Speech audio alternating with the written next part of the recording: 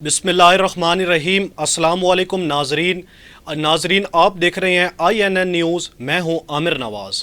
नाजरीन, शहबाज शरीफ आज बिला मुकाबला वज़ीर आज़म मुंतखब हो गए हैं। अच्छा, सबसे पहले तो मैं आपको बताऊंगा कि जो पिछली गुज़िश्ता सूरत हाल है उसके बारे में, और जो करंट सिचुएशन है इसके बारे में, और जो आने वाली सिचुएशन है इसके बारे में। अच्छा, सबसे पहले बात करते हैं कि जो गुज़िश्ता हालात हैं उसके बारे में। नाजरीन, ये असल में वो वक्त उस वक्त शुरू हुआ सारा किस्सा जिस वक्त अपोजिशन ने वज़ीर आज़म साबिक़ वज़ीर आज़म इमरान ख़ान के ख़िलाफ़ अदम एतमाद की तहरीक जमा कराई। तो साबिक़ वज़ीर आज़म इमरान ख़ान एक ख़त सामने लेके आए हैं कि इनको अमेरिका की जानिब से ये मरासला भेजा गया है कि अगर मुल्क के अंदर अदम एतमाद की तहरीक पास नहीं होती, पाकिस्तान को नताइज भुगतने पड़ेंगे।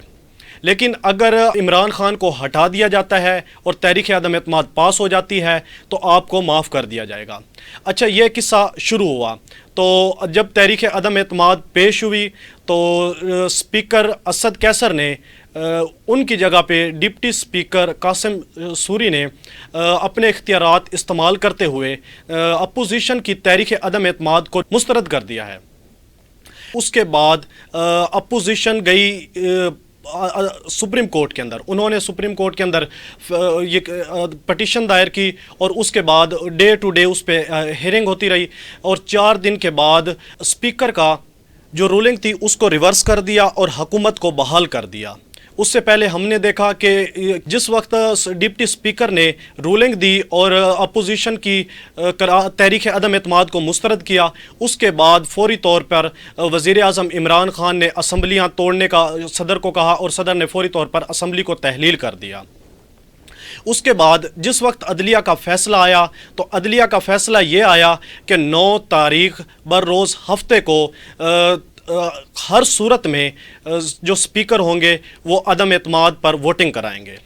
तो हमने उस दिन देखी सारी कार्रवाई कि 10:30 बजे इजलास शुरू हुआ। उसके बाद स्पीकर की जानिब से ताख़ीरी हरबे इस्तेमाल किए जाते रहे और आखिर में ये हुआ कि रात 12 बजे से 1 घंटा पहले स्पीकर ने और डिप्टी स्पीकर ने इस्तीफ़ा दे दिया और उनकी जगह पर चेयरमैन ऑफ मेंबर साबिक़ स्पीकर अयाज सादिक ने सदारत की और उस पर अदम एतमाद पर वोटिंग हुई और वज़ीर आज़म इमरान ख़ान को बरतरफ कर दिया।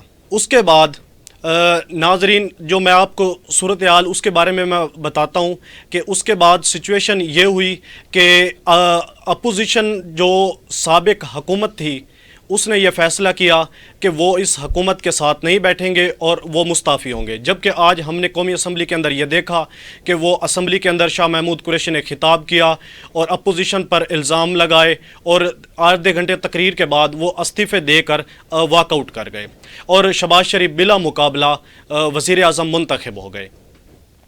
अच्छा नाजरीन, अब जो आगे की सूरत हाल पैदा होने वाली है उसके बारे में बताता हूँ कि अपोजिशन यानी कि पाकिस्तान तहरीक इंसाफ ने अब लड़ने का फ़ैसला कर लिया है और उन्होंने एहतजाज की कॉल दे दी है।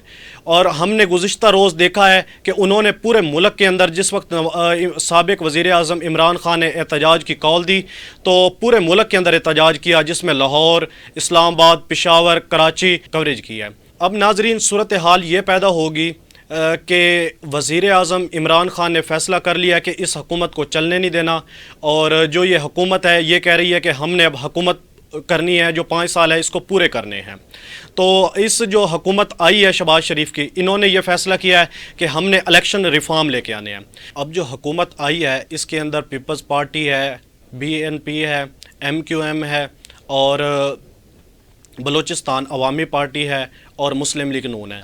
तो इसके लिए बेहतर यही है कि जो इन्होंने इलेक्शन रिफ़ॉर्म करने हैं या जो इन्होंने रूलिंग करनी है, जो इन्होंने कानून पास करने हैं, तो ये इमरान ख़ान को साथ में लेकर रूलिंग पास करें और जल्द अज जल्द इंतखाबात की तरफ जाएं।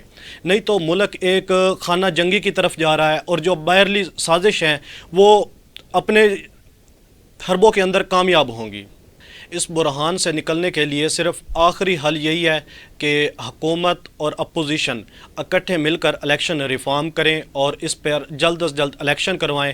جو عوامی مینڈیٹ لے کر آئے گا وہ حکومت بنائے گا، اور جو عوام کا مینڈیٹ حاصل کرنے میں ناکام رہا وہ اپوزیشن میں بیٹھے گا، اور ملک کو اس بحران سے نکالنا چاہیے. ناظرین، آج تک کے لیے اتنا ہی، اور ہمارے چینل کو ضرور سبسکرائب کریے اور ساتھ میں بیل آئیکن کو پریس کیجئے اور ہمارے چینل کو دیکھنا مت بھولیے. بہت شکریہ. السلام علیکم.